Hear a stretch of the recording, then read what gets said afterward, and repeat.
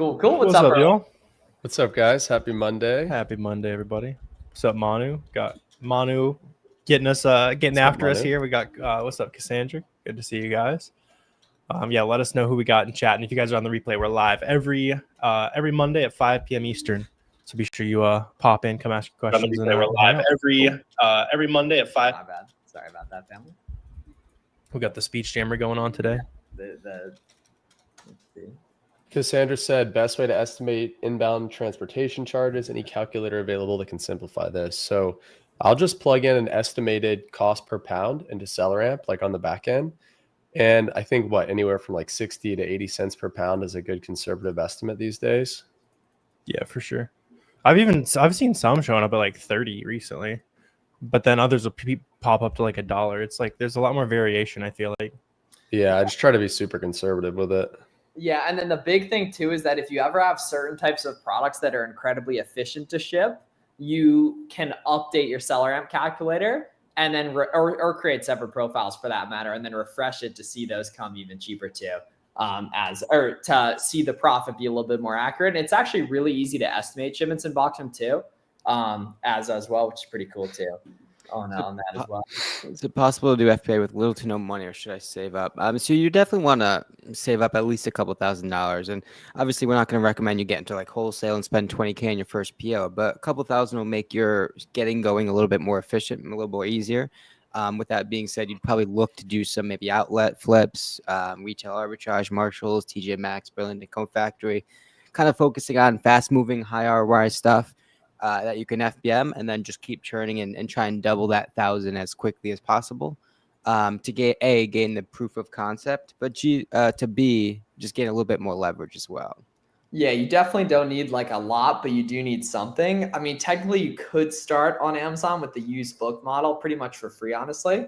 But don't really think that makes a lot of sense. You're gonna be better off just doing some gig work till you got a grand or two. It won't take you too long. Yeah, I mean, there's just too much info to like go that deleveraged. But yeah, right. That is how we started back in the day because we didn't have us to learn from for that. Right. But they said on Instagram to just get a $20,000 credit card maxed out, and I don't know what I'm doing. That'll be a good idea, right? Yep. Very, very bad idea. There's honestly probably better ways just in 2025 to make 2,000 as opposed to Amazon. But I would say there's little to nothing that's better to turn 2,000 into like 10. Yeah, just over time. Yeah, it depends on what your goal is for sure. Yeah. Mm-hmm. Yeah. What's up, Lax?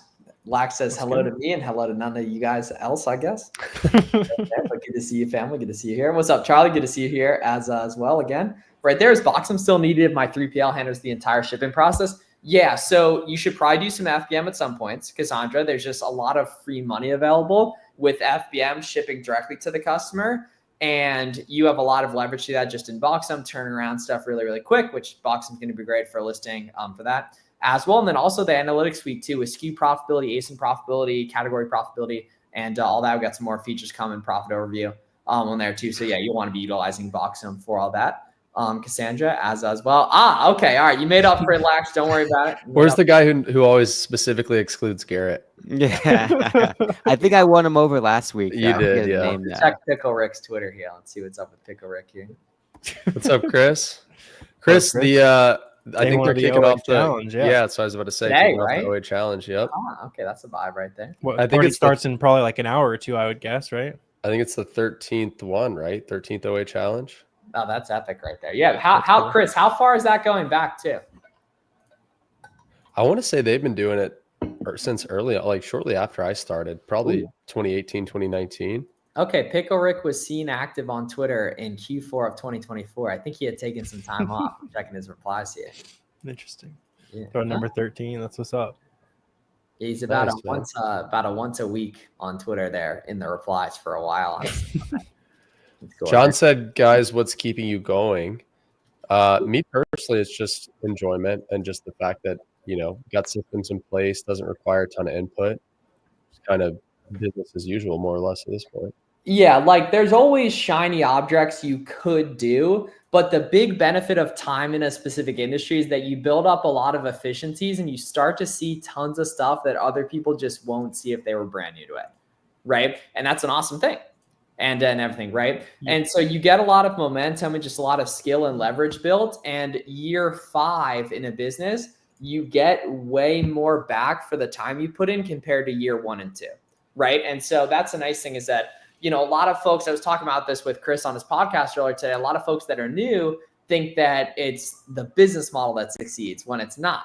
Business models don't fail. Business models don't succeed. People fail and people succeed. And you're the project that you're building, not the business. It's like the classic, don't fear the guy who's done 1,000 different punches once kind of thing, right? It's you fear the guy who's been doing the same business model every day for 5-6 years, that kind of thing. Plus, there's people who've been doing it for like 20 years. It would make no sense for them to jump ship. Like every day you make the next dollar easier to find until you jump ship, and then you're starting at square one all over again, right? And that whole concept is a little bit more specific to Amazon, right? What that kind of looks like in our world is you get really, really good at saying no to products, right? You get more accurate at saying no to products while also getting more efficient, right? So we could look at a product, say it's not good, or conceptualize it not being good within seconds, whereas a beginner seller may look at the same product and make that same conclusion, but it may take 10 more minutes, right? And that compounding over time after time after time, 100 products in, well, if you say no quick enough, you get to that next yes that much faster. That whole concept, as well as just you get better at looking at that more qualified and efficient places, right? If you build up a catalog of 10 products, well, those 10 products are going to more quickly lead you to the next 10, as opposed to if you were just starting from bidding, because good products hang out close to each other, right? And so obviously once you build up a catalog of wholesale suppliers, it gets easier to find products. But in the same token, right, if you gain or build up a tool belt of OA sites that you're really good at discounting, well, again, in the same way, you're going to get way more efficient at digesting, consuming that information, as well as just finding better products. Yeah, it's just getting better at disqualifying quickly, really.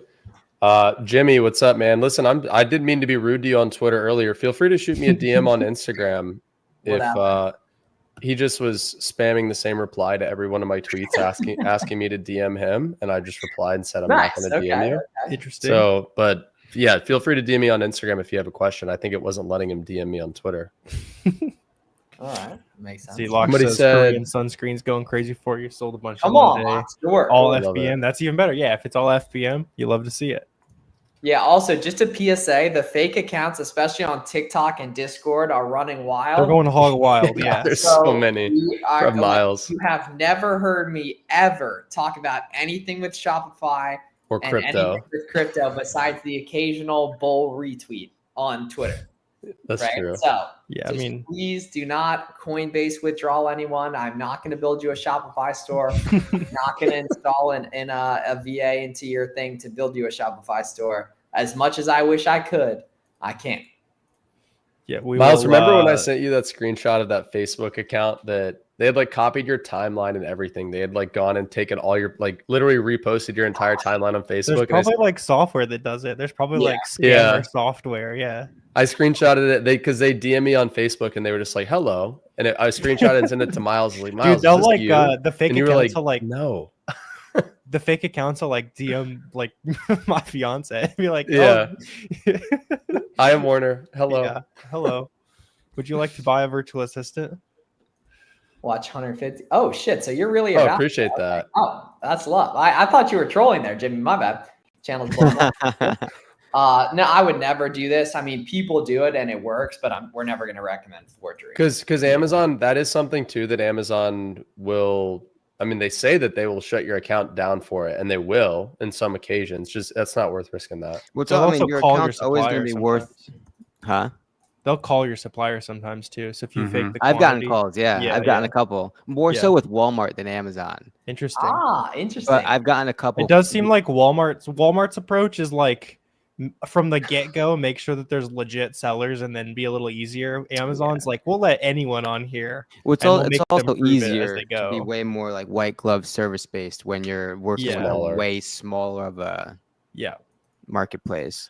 But I yeah, had I've a gotten a Walmart- couple Walmart rep- reach outs by like individualized individual people, whereas Amazon you'd probably just get some Yeah. bot reaching out. It's always going to go to a new person, that kind of thing. Even off the replies, it's a new name every time. Like, I had a Walmart rep email me. It was like last week, and he was like, "Hey, if you come sell on Walmart, I have a spreadsheet of all the top selling SKUs on Walmart, I will send it to you. Like, let me know what we need to do to get you That's set up. not useful though. Like, I know. I was like, well, okay, like, but do you have a source for me? Like, in that Yeah. case, I'll join, but you're hello, sir. Can I have a distributor? You're hitting Right. the Walmart rep with the. yeah. Travis, how can we help, family? How can we help, man? How can we help here? How can Yeah, we just help? look up. There's lots of videos, Travis. How to get ungated on YouTube. It's solved in 5 minutes.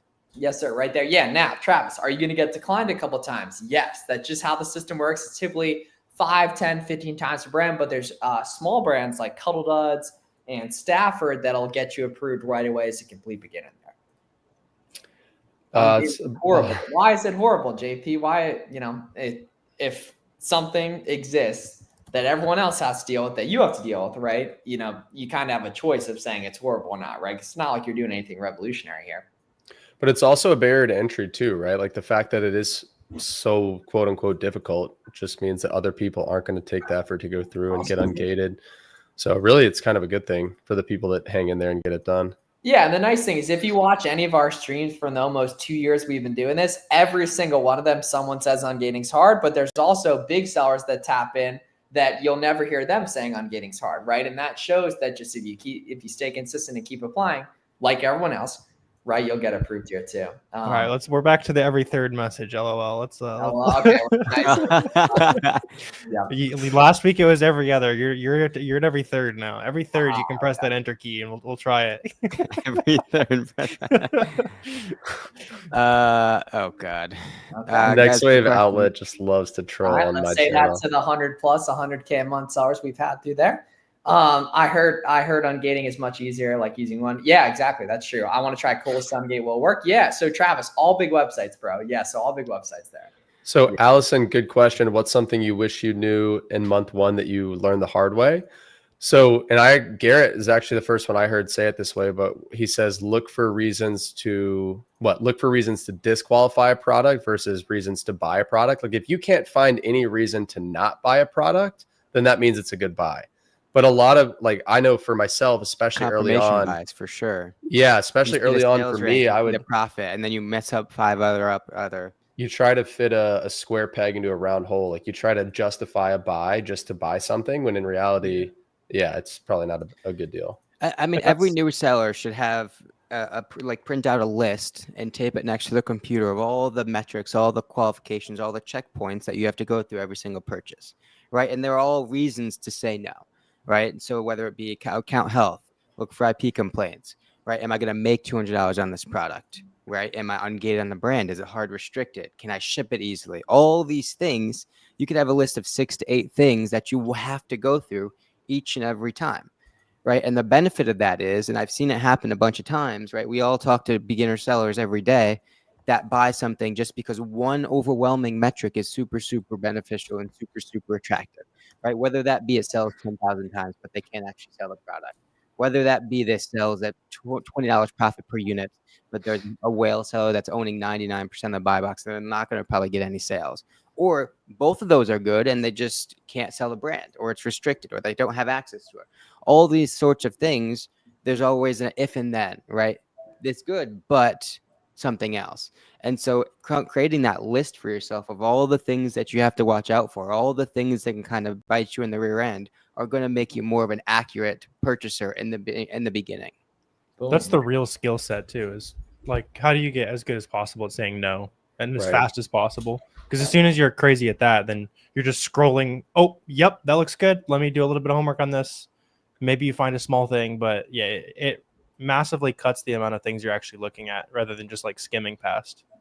There's one question that we missed. Yeah, there's a bunch of. Let's do a There's little a bunch of good ones. I'm thinking of scaling and automating my Amazon business, but I'm considering getting an. No, I'm just kidding. We answered this question. We just answered this question. So one last thing on the Allison question. Definitely that wholesale is not the only way to do 100K a month. I used to think that, and I wasted a lot of time, and then I just kept scaling up OA, and OA was easier basically. When it comes to ungates, you have to have the ads more if you buy 10 units. So yeah, it'll do the brand, the category, it'll do all that stuff. Sometimes you do have to do it. Like if it's the brand and category, you'll have to do both. But you just have to do 10 plus of an item that's also listed on Amazon that has an ASIN number, which those are synonymous, that you can get submitted right there. As a beginner, what are great methods to source profitable auto-and-gate products? So Warner just dropped an awesome auto-and-gate sourcing video. I have good auto-and-gate sourcing content on my channel. And what I recommend doing is the items you see in those videos, storefront stock off them. And I was literally doing this morning with the student. It was super successful. As we were just going to different storefronts, you don't even have to do this because gating's not a big deal. You can get ungated if other people can, right?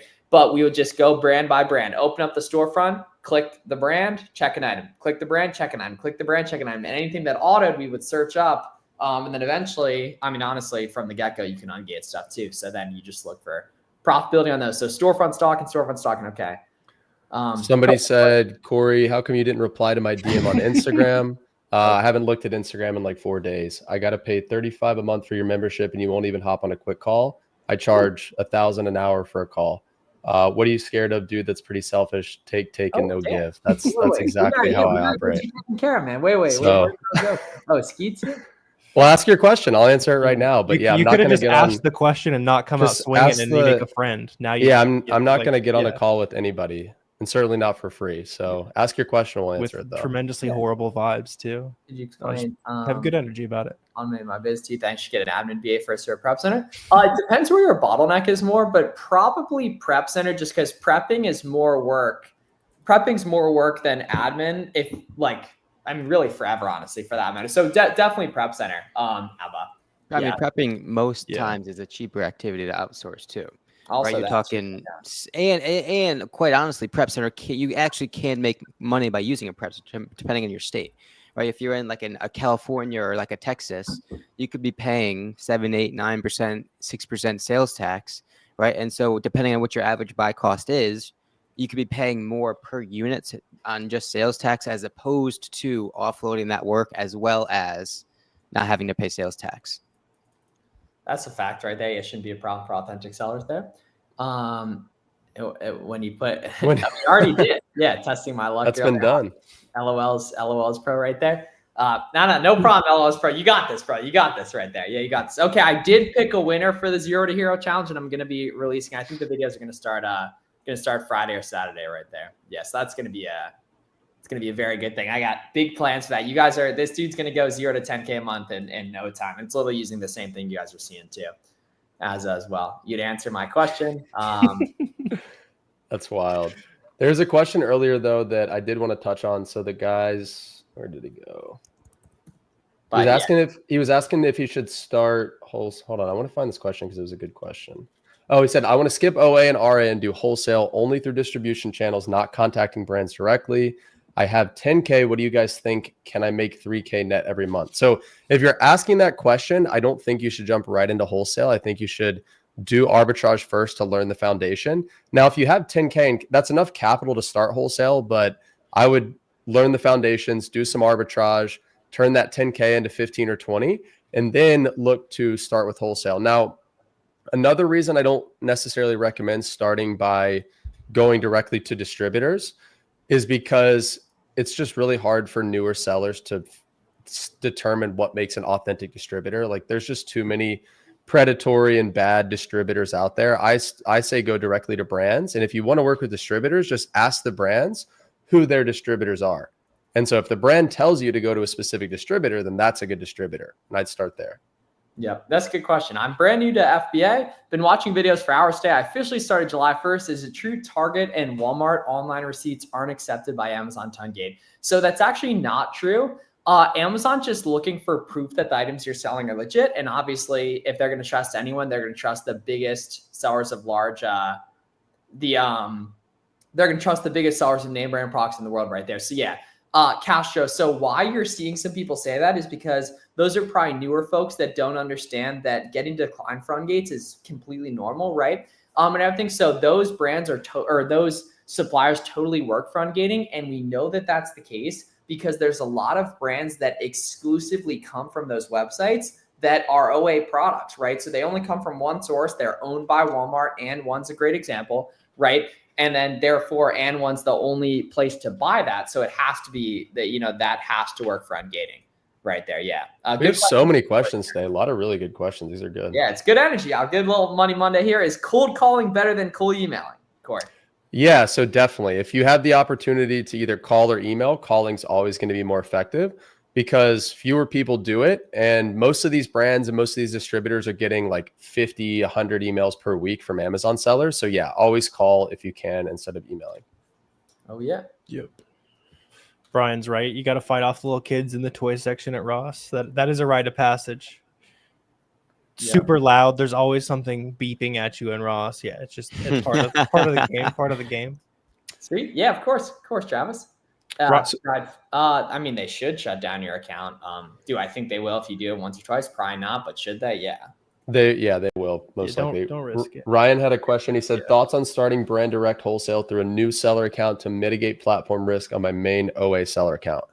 So I've heard mixed reviews on this. I think it just makes sense to have one account. As long as you're doing everything above board, then I mean, you're not going to have a ton of platform risk. Like you could start a new account if you want to just do brand direct, but it's also, think about it, it's going to be harder to get ungated most likely on a new account. You're just going to have no reviews. It's going to be harder to get buy box rotation. So I think it just makes more sense long-term to build up one main account, Ryan. Yeah.